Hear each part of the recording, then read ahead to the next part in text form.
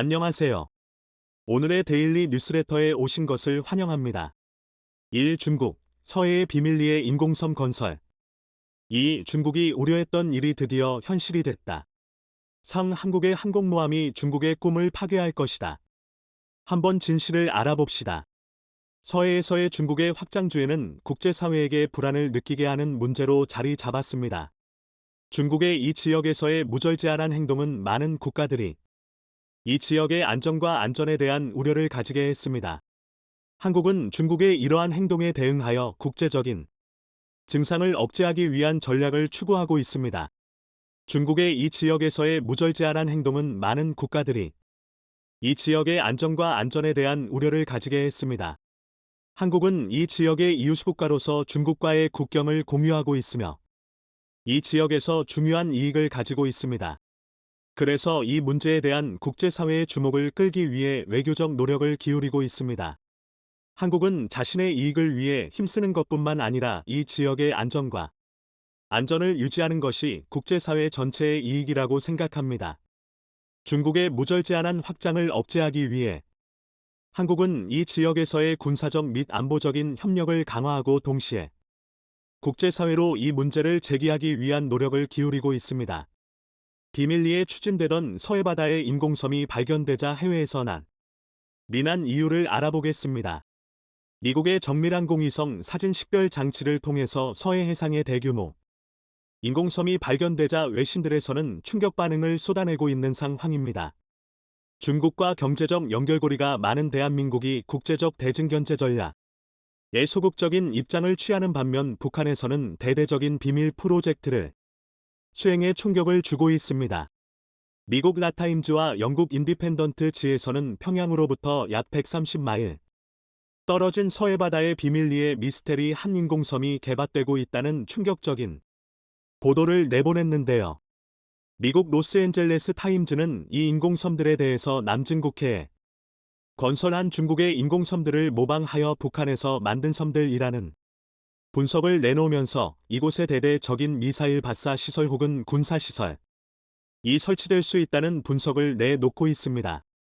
북한은 그동안 일본과 미국을 겨냥한 미사일 발사대를 동해에 위치한 호도반도나 동해안 해안가에 배치하거나 대규모 무력 시위를 하곤 했습니다.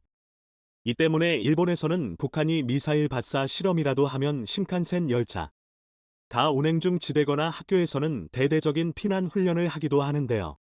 미사일 발사 역시 일본 방향을 향해서 동해상에서 실험을 하기도 해서 동해바다가 아닌 서해바다에 미사일 발사를 위한 인공섬을 개발하는 것은 의아스럽다는 반응이 나옵니다. 이러한 서해 인공섬 개발은 중국을 견제하기 위한 것으로 분석되고 있습니다. 북한은 지난 트럼프 정권이 들어선 이후로 역대 유례를 찾기 어려운 경제 제재를 당하고 있는 상황입니다. 하지만 도널드 트럼프 행정부는 북한의 규제뿐 아니라 대화까지 병행하며 북한에 대해서 압도적인 힘으로 밀당 외교를 하고 있는 상황이었는데요.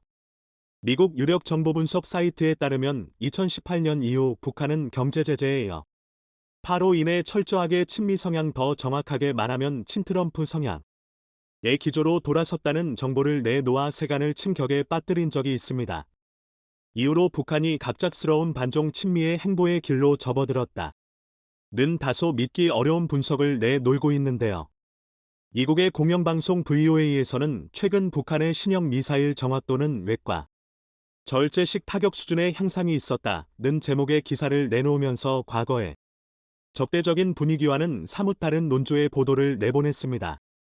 현재 북한의 미사일 기술은 북한의 주요 수출효자 상품으로 미사일 부품 등은 국제사회에서 암암리에 불법 유통되고 있는 상황입니다. 주요 구매 지역은 중동의 이란과 같은 시아파 이슬람 국가들인데요. 이 때문에 북한은 이스라엘이나 미국의 주요 감시 대상일 뿐 아니라 북한의 모든 수출길은 막혀있는 상황입니다. 이렇게 북한의 자금줄이 틀어막히게 되자 북한은 미국의 납작업 들이는 모양새입니다. 북한 내에서 미국을 비판하는 선전물은 모두 내려진 상태이고 미국 을 대상으로 한 프로파간다물은 많이 내려진 상태입니다. 이러한 외교적 상황으로 인해서 미국에 대한 적개심을 다시 방향을 바꾸어 중국을 향하는 것으로 계산되고 있습니다. 북한에서 개발하는 인공섬은 중국의 서해진 출전약에 대한 견제의 목적이 있을 것이라는 분석이 나옵니다.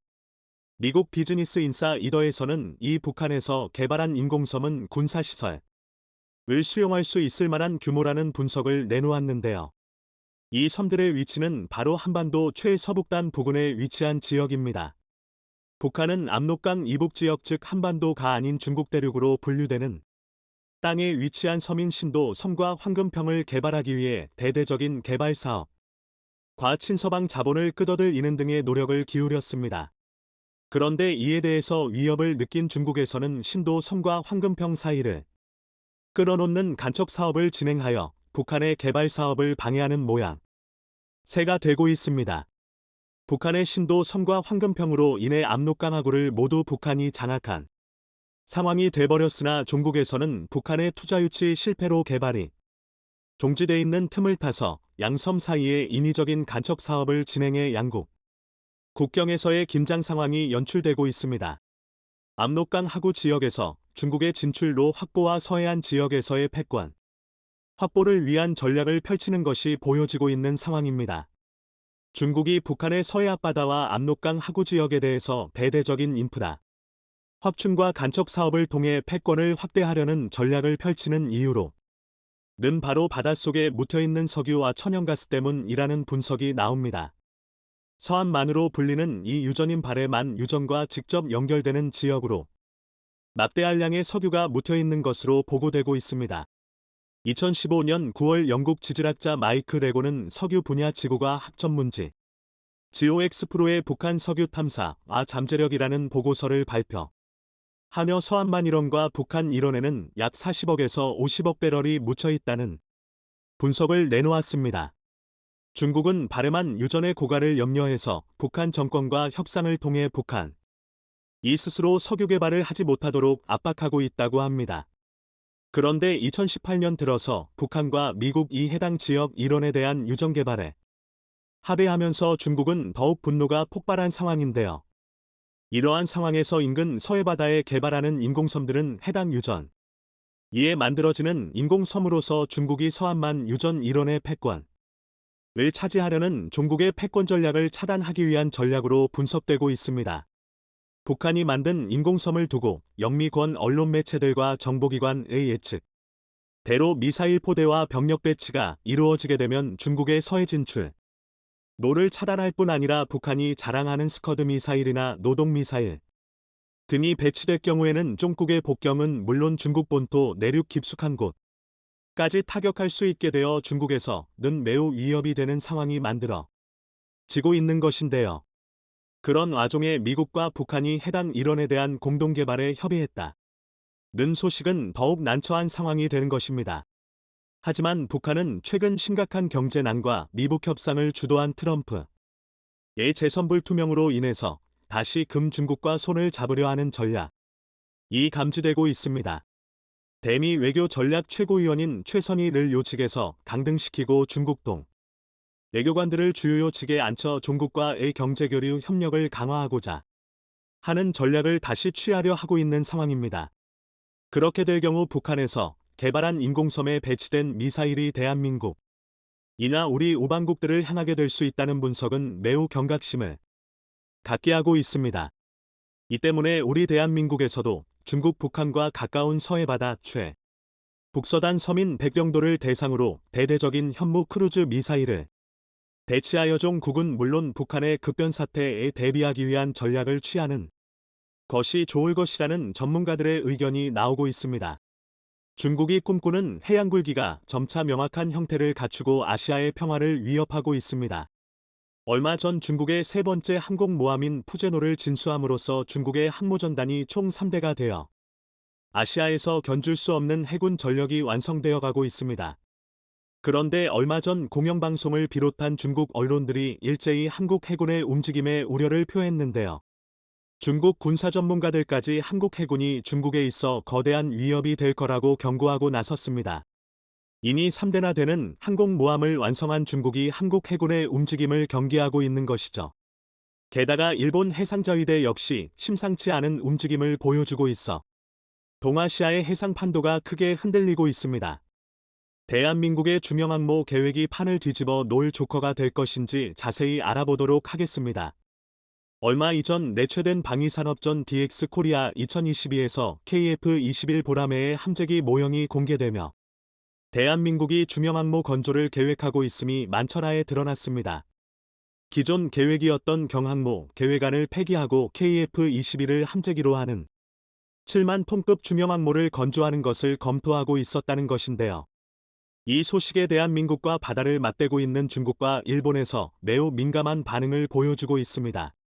특히 중국 관영 언론들은 대한민국의 항모 계획과 KF-21을 집중 보도하며 한국이 항모를 보유하게 된다면 중국에 지대한 위협이 될 거라고 경고하고 나섰습니다.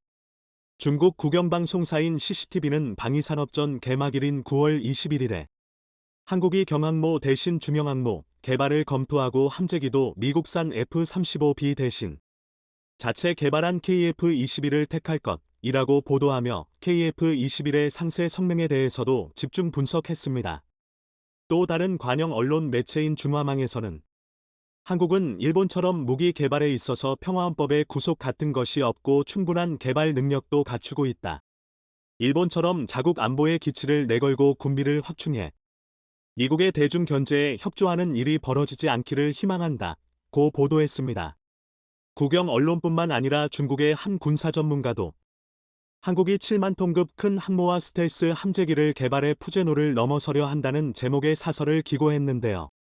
이 군사 전문가는 한국의 중형항모 계획을 두고 중형항모는 즉흥적인 구상이 아니라 국익을 도모하는 노련한 조치이다. 국산 함재기 개발로 항모 프로젝트 전체 비용을 낮추고 중일 양국의 항모 증강에도 대응하겠다는 뜻이다. 라고 평했습니다. 이처럼 중국 언론과 전문가들이 입을 모아 한국 중형항모 계획을 높게 평가하고 있는데요. 이토록 중국이 한국형 중형항모 계획을 경기하고 나선 것은 공개된 한국형 중형항모의 재원과 함재기의 성능이 중국에서 이제 막 진수를 마친 최신형 항공모함 푸제노와 대등하거나 앞설 것으로 예측되고 있기 때문입니다. 지난 6월 진수된 8만 톤급 항공모함 푸제노는 전자펄트 방식이 도입된 최초의 중국 항공모함으로 J-15와 현재 스텔스기로 개발 중인 J-35가 함재기로 탑재될 예정입니다. 나오닝호 산둥호에 이어 완성된 세 번째 항공모함으로 중국 해군의 작전 범위가 더욱 확대될 것으로 예측되고 있습니다. 그렇지 않아도 현재 중국군의 우리 영해 침해가 매우 심각한 상황인데요.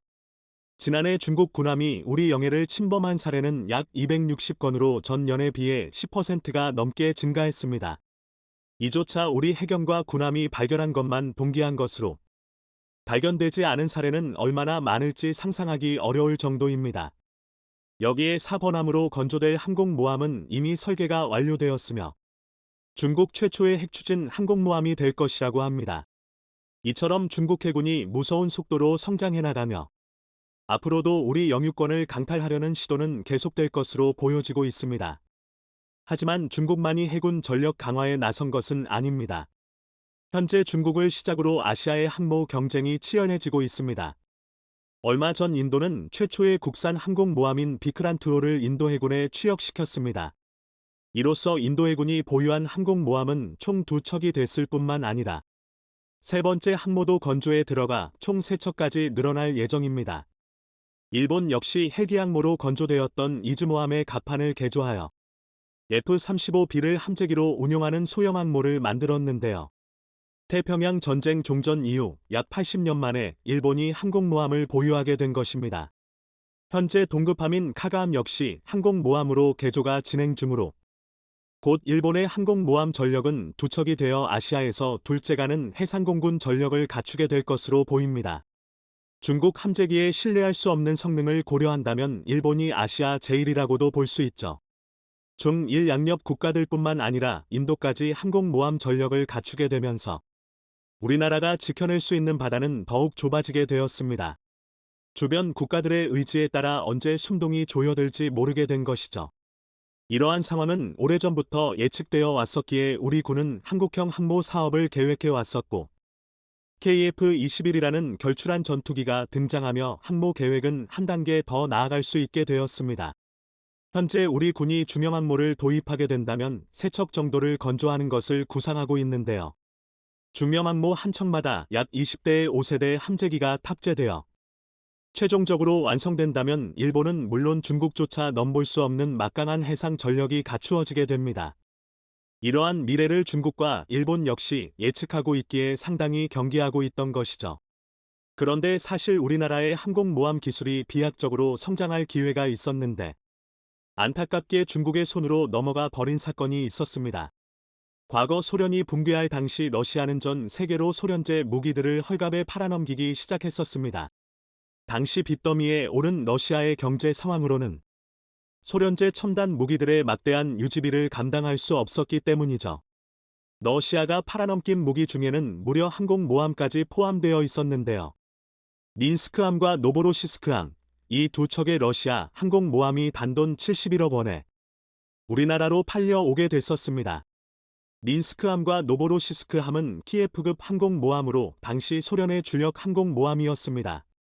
과거 러시아 태평양 함대에 소속되어 미국의 태평양 함대와 맞서기도 했었습니다. 그런데 러시아의 키예프급 항공모함은 4만 5천 톤급에 불과해 10만 톤에 달하던 미국 항공모함과는 비교할 수 없어 보이는데요. 당시 미군은 이 민스크함을 매우 까다로운 상대로 보았다고 합니다. 민스크함에는 함포 선문과 대공, 대함, 대잠 미사일 60발이 탑재되어 있어 함 자체에서 막강한 화력을 투사할 수 있었습니다. 무장을 전적으로 호위함에 의존하는 미국 항공모함 설계와는 완전히 다른 사상의 설계를 지니고 있었던 건데요. 이는 미국에 비해 부족한 러시아 해군 전력으로 모든 상황에서 임무를 수행할 수 있을 것을 요구받았기 때문이었죠. 당시 키예프급 항공모함 한 척당 유지비가 연간 2천억 원에 달했으며 이를 감당할 수 없었던 러시아는 우리나라의 단돈 37억, 34억에 넘기기로 결정했습니다. 이렇게 헐값으로 팔리게 된 항공모함들은 한국으로 옮겨져 해체 후 역설계를 통해 항공모함 건조에 필요한 기술들을 추출할 계획이었는데요. 노보로시스크함은 예정대로 해체되어 우리 기술자들이 낱낱이 분석하는 게 가능했지만 민스크함은 환경단체의 격렬한 반대로 해체가 이루어지지 않다가 결국 중국으로 넘어가게 됐었습니다. 당시 중국 역시 항공모함을 건조하기 위해 눈에 불을 켜고 있었는데요. 하지만 미국은 물론 소련과도 사이가 들어져 항공모함 기술을 얻을 방법이 없었기에 중국은 매물로 나온 중고 항공모함을 뜯어보고 기술을 얻어내려 했었습니다. 때문에 한국이 해체하지 못하고 가지고만 있던 민스크함을 중국에서 구입해 간 거였죠. 이후 중국은 소련 해체 전 우크라이나에서 건조 중이었으나 해체 후 건조가 중단되어 미완성 상태로 남아있던 쿠츠네초프급 이 번항공 모함을 단돈 250억 원에 구매했습니다. 당시 유령 회사를 통해 항공모함을 해상 카지노로 쓰겠다고 속인 덕분에 중국으로 들여올 수 있었습니다. 이 미완성된 항공모함을 완성시킨 것이 바로 중국 최초의 항공모함 랴오닝호였습니다. 미완성된 부분을 완성시킬 수 있었던 건 한국에서 가져온 민스크 함을 분해하여 기술을 확보할 수 있었기 때문인데요. 어떻게 보면 우리나라에서 팔아준 덕분에 중국 항공모함이 완성될 수 있었던 것입니다. 민스크함을 넘겨주지 않았더라면 우리나라가 중국보다 먼저 항공모함을 운용하고 있었을지도 모를 일이죠. 첨단 무기들은 폐기에 있어서도 국가안보가 달린 문제라고 생각하고 신중해야 한다는 교훈을 준 사건이었습니다. 최근 들어 중국 해군뿐만 아니라 일본 해상 자위대도 심상치 않은 움직임을 보여주고 있습니다. 얼마 전 대만 동부 해안에서 대만과 일본 함정이 10시간을 대치한 사건이 발생했는데요. 지난달 29일 오전 11시에 대만 화려항에서 남동쪽으로 111km 떨어진 곳에서 연구 활동 중이던 대만 대학의 시나이에노에 일본 순시선이 접근하는 사건이 발생했습니다. 즉각 대만 해군도 보호를 위해 군함을 파견했고 일본도 순시선을 추가 투입했었습니다. 양측의 대치는 10시간을 이어지다가 다음날 오후 9시에 해산됐습니다. 사실 일본은 센카쿠 열도를 둔고 중국뿐만 아니라 대만과도 영토 분쟁을 이어나가고 있었습니다. 중국이 대만을 집어삼키려는 야욕을 보이고 있는데 여기에 일본까지 한입 먹겠다고 끼어든 것이죠. 게다가 얼마 전 진행된 한미일 합동 해상훈련에서 일본 해상자위대는 뻔뻔하게 전범기를 달고 참가해 논란이 됐었습니다. 여전히 과거사에 대해 전혀 반성하지 않고 있는 것이죠. 이렇듯 양력, 위아래로 믿을 수 있는 나라가 없기에 자주국방을 이루기 위해 우리 군 전력을 더욱 강화해 나가야 할 것입니다. 한국형 항모전단이 모습을 드러내려면 아직도 오랜 시간이 남았습니다. KF-21 보람에도 실전 배치까지 최소 4년이 남아있는데요. 중국은 그 시간을 기다려주지 않겠다는 듯 전력을 늘려나가고 있고, 이에 질세라 일본 역시 평화헌법을 무시하고 전력을 증강하여 아시아의 군사적 긴장감을 높이고만 있습니다. 적에게 빈틈을 보이지 않기 위해 굳건한 방비를 갖추고 하루빨리 아시아를 호령하게 될 강군이 완성되기를 바랍니다. 오늘 19일 오후 2시 국회 국방위원회에서 깜짝 놀랄만한 발표가 나왔습니다. 김승경 합동참모의장이 직접 현재 진행 중인 함재기 국내 개발은 한국항공우주산업 KAI AKF-21의 함재형 모델을 고려한 것이며 그에 따라 경항모가 아닌 중형항모 개발이 이루어질 것이라고 밝힌 것인데요. 그동안 방위사업청 선행연구과에서 함탑재용 개발 검토가 지속되어 왔지만 국방부 고위급에서 함재기 및 중형항모 관련 구체적인 발언이 나온 것은 이번이 처음이었습니다. 여기에 KF-21 개발 제작을 맡고 있는 한국항공우주산업 KAI 오는 21일 개막하는 대한민국 방위산업전 DX코리아 2022 개막식에서 KF-21N 모형을 처음으로 일반에 공개하기로 하면서 한국형 중형 항공모함에 KF-21 네이비가 탑재되는 방안이 사실상 기정사실화되고 있습니다. 하게 엎어지는 거 아니냐 우려했던 항모가 결국 대반전을 맞이했네요. 이게 다 KF-21이 기대 이상의 역작으로 개발됐기 때문입니다. KAI의 모형 공개는 그동안 KF-21N 함재기에 대한 설계 연구가 상당 부분 진척됐음을 뜻하는 것이며 자체 개발 의지를 확고히 하려는 의도로 볼 수 있습니다. 특히 지난 7월 한국 정부는 FX 2차 도입 사업에서 F-35B가 아닌 F-35A의 도입으로 확정지은 바 있어 이에 따라 한국형 항공모함의 획득, 유지 비용을 고려해 비싸고 후속 관리가 어려운 F-35B 대신 KF-21N 국내 개발 사업도 탄력을 받고 있는데요. F-35B는 수직이 착륙 기능을 넣기 위해 통상형인 F-35A나 F-35C에 비해 상당히 많은 부분을 희생한 버전입니다. 엔진도 더 크고 복잡하며 비싼 모델이 들어가는데 이 때문에 내부 무장창이 좁아져 소형 폭탄밖에 탑재하지 못합니다. 전투행동 반경도 A나 C형에 비해 75% 수준으로 떨어지고 중력 가속도 한계치도 낮게 설정되어 있어 공중 기동성마저 떨어집니다. 거기다 전투기임에도 불구하고 내장 기관포를 싣지 못하는 치명적 단점이 있는데요. 그런데 가격과 유지비는 모델 가운데 가장 비쌉니다. 이착륙 방식을 도입해 복잡한 구조를 갖추고 있기 때문인데요. 미국 디펜스 뉴스에 따르면 F-35B 전투기 가격은 2,350억 원가량이지만 영국이 F-35B를 도입할 당시 사례를 찾아보면 모든 부품, 지원, 통합 비용에 대당 3천억 원 이상이 들어갔습니다. F-35B일 때면 KF-21이 되는 것들이 도입할 수 있죠. 게다가 F-35 계열의 기체는 한 번 출격 시 정비 비용이 약 5천만 원에 달하며 정비 시간도 많이 걸리고 우리 공군이 도입한 F-35A의 경우 미군이 우리 정비사들은 손도 못 대게 하면서 직접 정비를 하는데 경항모에 고작 20대 탑재한 전투기가 정비 문제로 작전 회전율까지 보장받을 수 없다면 긴박한 상황에서 우리 군의 역량을 크게 저하될 수밖에 없습니다. 이에 우리 국방부는 향후 30년을 보고 7만 동급 항공모함을 건조하여 국산 KF-21 네이비를 탑재하려는 것이죠.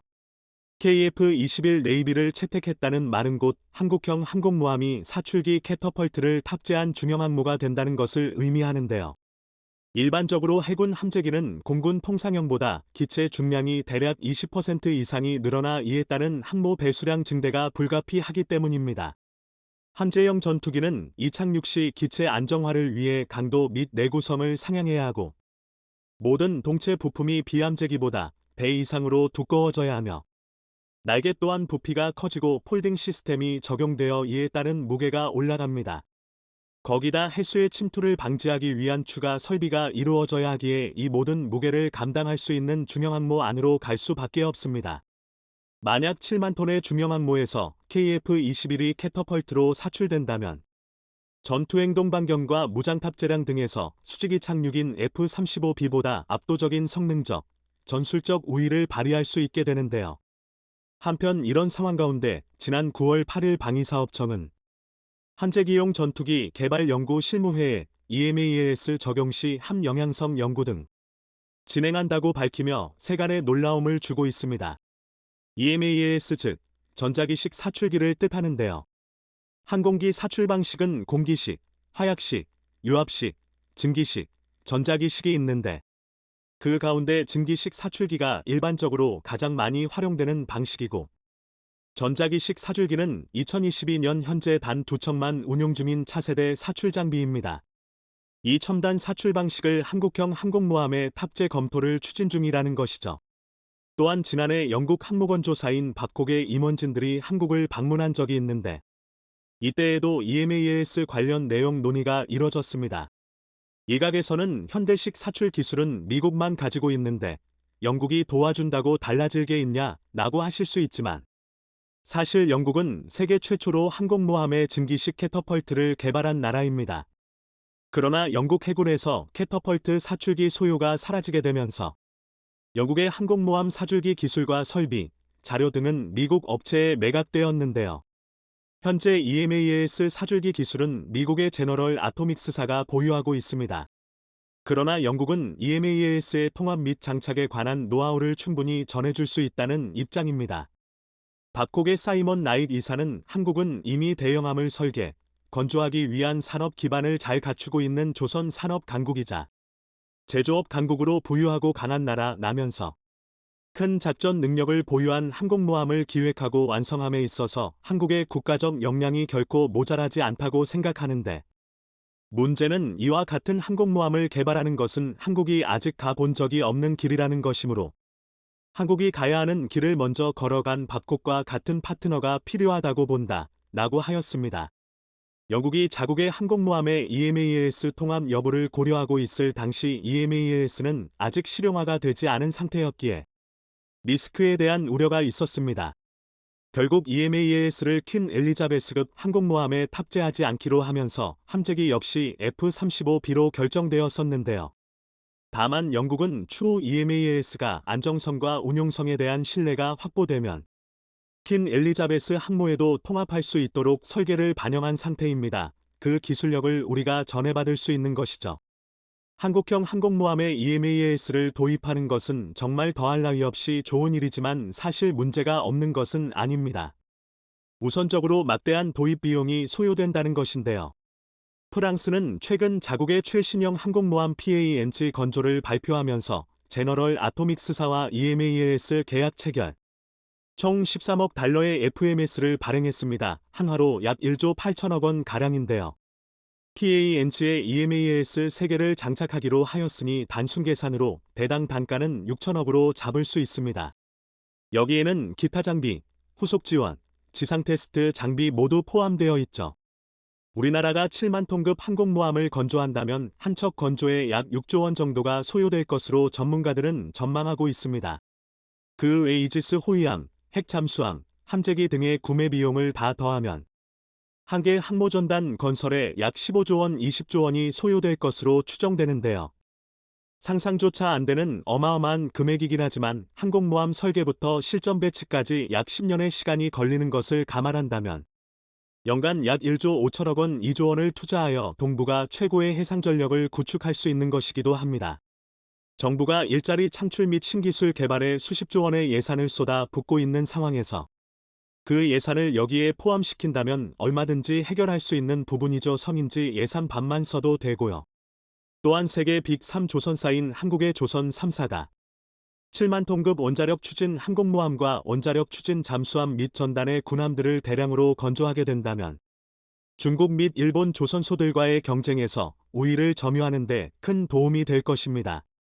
항공모함 건조 자체가 한 나라의 조선업의 기술력을 나타내는 지표이자 상징성을 갖고 있기 때문이죠. 중국의 조선소가 건조한 항공모함은 기술력 부족으로 인해 연일 도크에서 헤어나오질 못하고 있고 또 중국과 해양 영유권 문제를 겪지 않는 나라가 없기에 중국산 항모 및 군함 수출에는 상당한 제약이 따릅니다. 일본이야 모어 전범국가이니 평화헌법에 따라 공격 무기체계인 항공모함이나 원자력 추진 잠수함 보유 자체가 금지되어 있죠. 이에 존 블랙스랜드 호주국립대학 교수는 한국해양전략연구소에 기고한 호주 해군의 항공모함 운용 경험, 대한민국에 주는 시사점이라는 글에서는 항공모함이 주는 엄청난 전략적 가치를 고려할 때 이를 확보하려는 대한민국의 노력은 매우 중요하고 의미 있다며 동남아시아 해역 등 도움이 필요한 곳에 지원을 제공하는 중견국가로서 대한민국의 위상과 방산 수출 역량을 높일 수 있을 것이라고 말했습니다. 실제로 한국형 항모의 최종 후보로 선정된 두 업체인 대우조선해양과 현대중공업 같은 국내 조선사들은 그동안 수많은 어려움이 있었지만 결코 한국형 항모에 대해 포기하지 않고 있는데요. 군사 전문가에 따르면 CVX 플랫폼의 해외 수출까지 염두에 두고 있기 때문이라고 하였습니다. 중국과 해양 주권을 두고 다투고 있는 동남아 국가들의 수요가 있을 것이란 판단이죠. 전 세계에서 경항모가 가장 필요한 국가는 아이러니컬하게도 동남아시아입니다. 벌어먹을 돈도 없는 국가가 무슨 항공모함이냐 하실 수 있지만 경제가 안 보이고 안보가 경제이듯 동남아 국가 역시 국가경제 안보와 직결되는 남중국해에 중국 항모가 연일 출몰하는 상황인지라 자국의 해군력 증진에 막대한 예산을 쏟아붓고 있는 실정인데요. 이에 미 해군 항모 역시 남중국해에 거의 상주 중이죠. 지난 1997년 태국은 스페인 바산조 선소의 수주를 맡겨 차크리 나루에벳 항공모함을 취역했는데요. 그러나 결국 가격 눈탱이에 무장까지 안 달린 작고 기괴한 항공모함을 받았는데 정조대왕급 구축합보다 공식적으로 만재배 수량이 적었습니다. 그럼에도 태국의 기대는 매우 커 위대한 차크리 왕조라는 무게감 있는 이름을 달았지만 실제로 전혀 그렇지 못한 채 짜그리 나룻배라며 놀림을 받고 있으니 동남아 국가들은 이를 반면 교사 삼아 자국의 경항모 사업은 믿을 수 있는 국가와 협력이 최우선되어야 한다는 기류가 형성되고 있어 이 틈을 한국 조선업계가 파고를 것으로 보입니다. 한편 한국형 중형항모에 탑재될 EMAS에는 전자기식이다 보니 엄청난 고압의 전기가 필요한데요. 이를 위해서는 원자력 추진체계가 필수적입니다. 중국의 세 번째 항모 푸제남이 자체 개발한 EMAS를 달았다 하지만 원자로가 아닌 4개의 보일러만 장착해 고질적인 전력 부족 현상을 겪고 있는 것을 알 수 있죠. 현재 EMAS를 탑재한 미국의 모든 항공모함은 전부 원자력 추진입니다. 이런 상황 가운데 최근 한국과 미국의 원전 동맹이 강화되면서 선박용 원자로에 관한 새로운 움직임이 일고 있습니다. 한국은 핵잠수함과 핵항모에 탑재되는 소형 원자로 SMR 기술력에서 세계 최초, 세계 최고라는 평가를 받고 있지만 미국의 동의가 없어 탑재하지 못하고 있었는데요. 최근 한미원전 동맹이 빠르게 구축되면서 군사용 원자로가 한국에도 도입될 가능성이 크게 늘고 있습니다. 특히 이번에 국내에서 원자력을 선박의 추진동력으로 적용하기 위한 기술 개발이 본격적으로 진행되고 있는데 한국원자력연구원은 지난 4월 선박해양 플랜트 연구소 KRISO 아선박해양들 렌트 적용을 위한 소형 모듈형 원자로 SMR 개발 및 공동연구에 대한 업무 협약을 체결했다고 밝히기도 하였습니다. 그리고 그 선박해양 플랜트 연구소 KRISO는 한국형 항공모함 유력 수주사로 꾸미는 현대중공업과 지난 8월 22일 기술협력 회의를 진행하였죠. 이 자리에서 역시 SMR 관련 긴밀한 협력을 구축하겠다고 하였는데요. 모든 방향이 한국형 핵추진 중형항모의 EMAS로 사출되는 KF-21이라는 계획으로 흐르고 있습니다. 미 해군의 10만 동급 정규 항공모함에 탑재되는 함재기 수가 약 90대 정도인 것을 감안하면 7만 톤급 항공모함에 탑재되는 함재기는 약 60대 정도가 될 것이며 대잠헬기 및 조기경보기 등을 제외하면 실제 탑재 전투기는 약 50대 정도가 될 것으로 예상되는데요. 이러면 인도네시아와 공동개발이고 뭐고 그냥 쌩까도 되는 분량이죠. 또한 대양해군을 꿈꾸는 한국군이 본격적으로 중국을 앞서는 계기가 될 수 있는데요. 40여 대의 항모 탑재 국산 스텔스기가 시간을 끌어주면 본토에서 출격한 120대가 추가로 투입되고 여기에 이지스 호위함에서 수백 발의 함대공 미사일이 발사되는 시스템이 구축된다면 중국군의 물량 공세를 우리 해군 단독으로 막아내는 것도 어렵지 않을 것으로 생각됩니다. 중국은 네 번째 항공모함 건조 계획을 밝히며 원자력 추진 체계를 장착할 것임을 밝혔습니다. 중국이 이어도 미 7광구에 대한 야욕을 서슴없이 드러내고 있는 상황에 한국형 항공모함은 중국의 꿈을 무너뜨릴 수 있는 가장 강력한 무기가 될 것으로 보입니다. 항모 이행시로 마치겠습니다. 시청해 주셔서 감사합니다.